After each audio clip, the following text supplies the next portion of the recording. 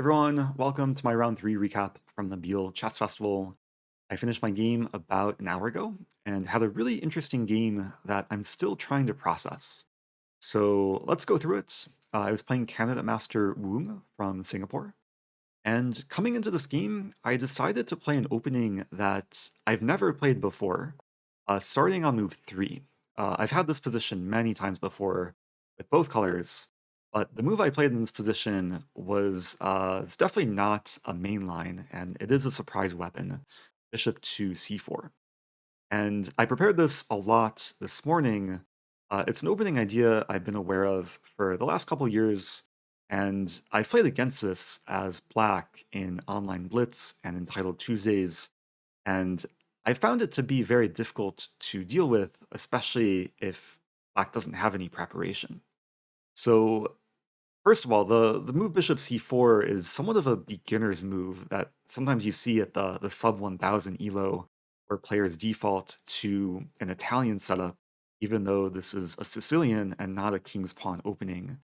And the reason why bishop c4 isn't so popular is because black hasn't moved this pawn yet, and black can respond with e6, which would be the most critical move. And if black wants to try and punish bishop c4, e6 is probably the move to play, with idea to eventually play d5 and kick away the bishop and gain some time. Now, I would have been prepared for this, and just to show a glimpse into my preparation, if my opponent played e6, I was going to castle, and if d5, there is a cool gambit here for white. I can play bishop to b5 and sacrifice e-pawn and then play knight e5. And there's some Grandmaster games where white gets some nice initiative. I was mainly prepared from the game between, I believe it was Van Forest against Pragnananda, and Pragnananda lost as black from this opening. So I had some inspiration to go into this, but unfortunately my opponent did not play e6, and instead he played pawn to d6. So he actually took about 10 minutes to play this move, and I think he was just trying to avoid my preparation and be solid. Now, I did check this briefly before the game, so I was prepared for the next few moves. I castle, he played knight f6, I played rook e1, and then he played a move that unfortunately I didn't check before the game, is pawn to g6. I was only checking pawn e6, which maybe is a bit more natural to undermine the bishop, and the point of this move is to threaten knight takes e4, rook takes e4, and d5. And against this move, I would have played bishop to b3, and white actually has a nice position going forward with a plan of c3 and d4. But we didn't go into that because my opponent played pawn g6, and I was basically on my own, and I decided to transpose into an open Sicilian after pawn d4, takes, and then he played the move bishop to d7, again taking a lot of time. He took 15 minutes to play this move. Of course, the most natural move is probably bishop g7, just to complete kingside development and get ready to castle. I have a feeling he didn't play this because this gives white the option of taking on c6, and then after takes, there's e5. And I'm not sure if I would have gone into this, but it does look a little bit scary for black, because after takes and takes and takes and takes, white has some better pawn structure, and the king is not going to castle, and yeah, there's ideas to harass the king as well. So I think my opponent was just trying to be very careful and safe. Bishop d7 is definitely a solid move. And once we got here, I took a very long think because I was trying to figure out what my ideal setup should be. And ultimately, I played the move knight to c3. I was considering other options like pawn c3 and then later like bishop g5, knight d2. I was also considering bishop to f1 to play c4 and knight c3 and get a Marazzi bind setup. But I thought knight c3 is the most natural move. And going forward the next few moves after bishop g7, played knight to b3, getting off this target square from the bishop and the knight. Very typical dragon tactics can arise if you leave the knight on d4. And I should note here that I didn't want to play bishop e3 because knight g4 seems pretty annoying.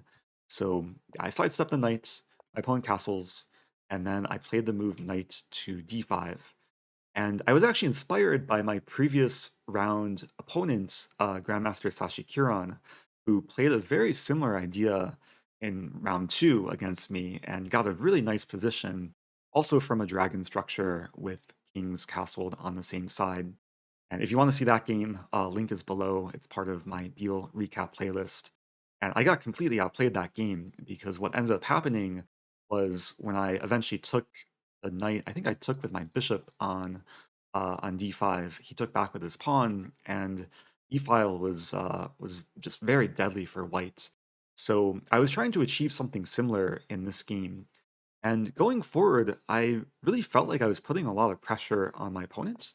After rook c8, I drop back my bishop to f1. He plays bishop e6. I play pawn c3. And after knight e5, bishop to g5, I'm exerting a lot of pressure against both the knight and the e7 pawn. The typical dragon move, knight d7, doesn't work here because it just loses e7. So after bishop g5, black was pretty much provoked to capture on d5, and then I was feeling really good because after pawn takes d5, white is just getting a pretty favorable structure with the half open e-file and the space advantage having the pawn on d5. But of course, it's still a fight, and going forward from here, he plays h6. I drop back my bishop. He plays pawn to a6, maybe preparing pawn b5. So I play pawn to a4.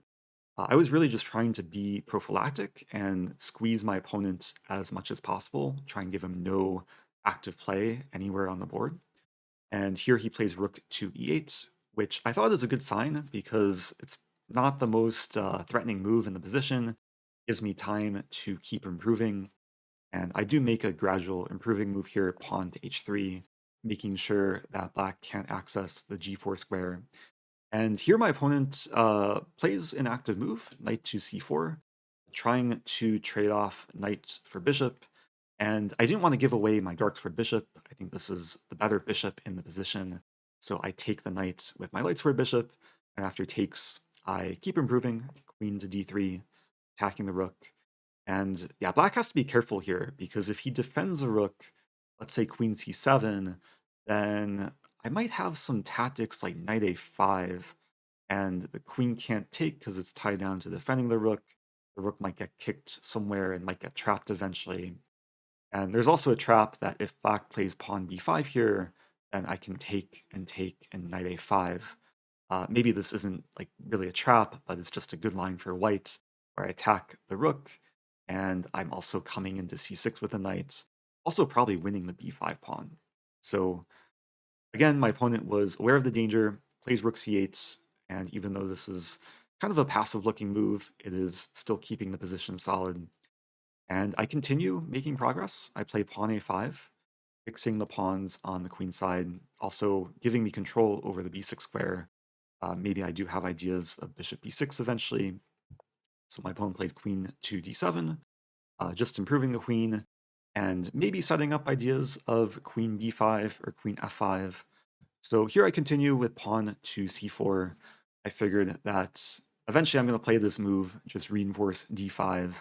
And my ideal plan is to eventually play b4 and then c5 and just keep gaining space on the queen side. So my opponent responds with pawn to e5.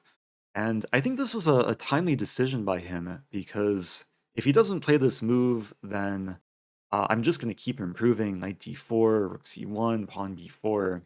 So I think he realized that he needed to try and change the position in some way. And after he played pawn e5, I really only considered one candidate move in the position is to en passant. And in hindsight, maybe I should have considered not en passanting and leaving his pawn here. But I didn't want to leave his pawn here. Like, let's say I play knight d2, then I thought black is like having some active play on the king side. And I didn't want black to get the pawns rolling and potentially get a kingside attack. So I took en passant relatively quickly after a few minutes of thinking, and I thought this is a good transformation for white because I'm opening the d file, and his pawn in d6 is backwards and isolated and very weak.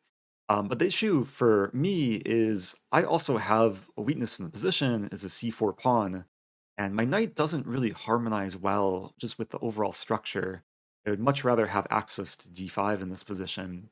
And after queen takes e6, the position does get pretty complicated. I start here with rook to c1, defending the pawn, and then he plays the move queen to e4.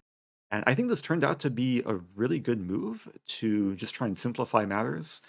And I didn't want to take the queen on e4 because after knight takes, it's really black who's getting initiative. b2 is attacked, and black has just a better setup with the pieces all on active squares. So after queen e4, I went into the most critical line, is to take on d6. And then the position is simplified because I lose the c4 pawn, and I go for knight c5, attacking his queen on e4. And he takes my rook on c1, and I can't take his queen, unfortunately, on e4 because this just loses material after rook takes e1, king h2, knight takes e4. Black would have two rooks and a knight for the queen. So yeah, white is just probably losing here. So I take back on c1, and his queen is still attacked. And when I was calculating this position from a few moves ago, basically saw this position coming from when I took on d6. I was mainly calculating the move queen to d5, and I thought if my opponent plays this move, then I would play queen c7, and b7 is very weak, and I thought that white has good chances to be much better here. But in this position, after I took back on c1, my opponent played a move which I completely overlooked as a move queen to b4. And yeah, for some reason, this is just a blind spot. Like I didn't even see this move coming until he reached out his hand to play it. And it's a very useful move for black because it's just doing so much. It's saving the queen, it's attacking my b pawn, and it's also pinning my knight to my queen. And yeah, I don't have knight takes b7 because the queen defends b7. So this put me in somewhat of a difficult spot. And one of the moves I wanted to play here was bishop d4 to defend the pawn and attack black's knight. But I thought this would have been risky because black can play queen d2, attacking my rook and pinning my bishop from behind. I was trying to calculate this because I have the move knight to b3 here, defending, and attacking. But then black has queen d3, and my bishop is still pinned, my knight's attacked. There might be knight e4 coming. It looked really, really dangerous. So going back to this position, I played a different move, which I thought was very safe, and I thought I still have winning chances with the move queen to b6. And the point of this move is I defend both pawns, a5 and b2, and I offer the queen trade while trying to exploit the b7 pawn. And this basically forced my opponent to take on b6. And after takes, I have this pawn that is potentially dangerous. And now I'm attacking the b7 pawn. And there's a trap in this position, which unfortunately my opponent didn't fall into. But if black plays either rook e7 or rook b8, then there's a really nice move for white. Let's say rook b8. I was calculating the knight sacrifice, knight takes b7, and the point would be I sack the knight, but my b pawn is just going to queen, or I'm winning back material because yeah, if takes, the pawn cannot be stopped.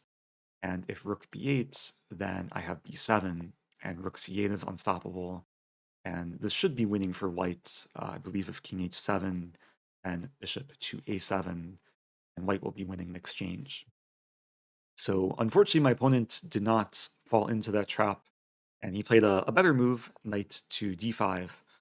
But there's still traps in the position, because after knight d5, I take on e7, and black again has to be careful, because a very natural move looks like knight takes e3. After takes on e3, rook b8, and it seems like black should have everything under control. But I'm pretty sure knight takes e3 is losing because I don't have to take back. I have the move knight d6. And again, white is accepting being down a piece temporarily, but here white's attacking the rook, and if rook b8 and I don't take the knight, I would play b7, and rook c8 is coming, and this should be winning for white. So my opponent did avoid a few landmines with these lines, and instead of taking the bishop on e3, he played rook to b8. And now, yeah, unfortunately, I can't really make great use of my b-pawn. I move my knight back to a5, and this does allow black to take on b6. And I was still trying to keep the position alive and avoid simplification, especially given the time situation. I was up a bit of time. It's still before move 40. Yeah, we had about 10 more moves to get extra time. So I played the move rook to d1 here, which is really just an effort to keep the pressure on black, setting up rook d6, also preventing knight d5. And I also make it so if bishop takes b2, this would be really risky. I can either take on h6 or maybe try and skewer along the b file.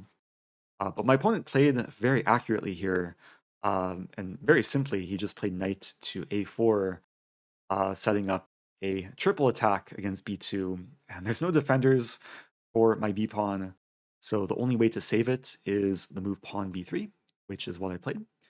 And now my opponent, again, I think played a very accurate move rather than moving his knight. And if he plays a move like knight c3, then I can play rook d6, and it seems like white is maybe having some small edge here. But instead of knight c3, he counterattacks my knight on a5, and this just leads to complete liquidation. I gave a check on d8, plays king h7, I take his knight, he takes my knight, and I actually had to be careful not to be worse here because my a-pawn can't really be defended. I don't have the move rook d4, the bishop's controlling d4, but I do have the move rook to d7, and then we just repeat. After king g8, I move back, and yeah, there's no bishop f8 because I would take on h6, and after king h7, rook d7, the game just ended in a draw. He didn't want to play on if rook takes a4, rook takes f7. It should still be a draw. I guess we can check with the engine here. But yeah, engine just gives zeros. So the game did end peacefully. And yeah, I'm still not sure like what my mistake was this game, if I made any mistakes. I do want to switch tabs here just to show the engine graph of the game. Let's see if I can do this. It was actually like pretty mistake free. I was better in some moments in the middle game, but it's not clear like what the biggest improvement was. The engine was giving between plus 0.3 and plus 0.5, but yeah, it says G3 instead of H3. We just go forward. There was this moment where I took en passant, and this is actually the one inaccuracy that it says. I don't know if I can show this. According to the game review, it shows that d takes e6 was inaccurate, contrary to the belief that some people have that en passant is forced. But apparently in this position, instead of taking en passant, the engine prefers knight to d2, and maybe white has more pull in this position if knight h5. Wow, pawn c5. Yeah, I'm not sure. Like, if even if I saw this idea, even if I knew the engine evaluation, I don't know if I would have gone for this. Looks a little bit risky, but yeah, definitely a game to analyze in more depth with the engine. But I really can't be too disappointed. Like, even though I drew a low-rated player, I think he played very well, and yeah, our accuracies were both 97%. So overall, like pretty clean game. And yeah, just have to move on for tomorrow. So thanks everyone for watching. If you have questions, do leave them below. And be sure to tune in on my Twitch channel. Jonathan Trance is doing daily commentary of the games. They do start at 2 p.m. Biel time, 7 a.m. US Central Time. So thanks everyone, and I'll see you guys soon.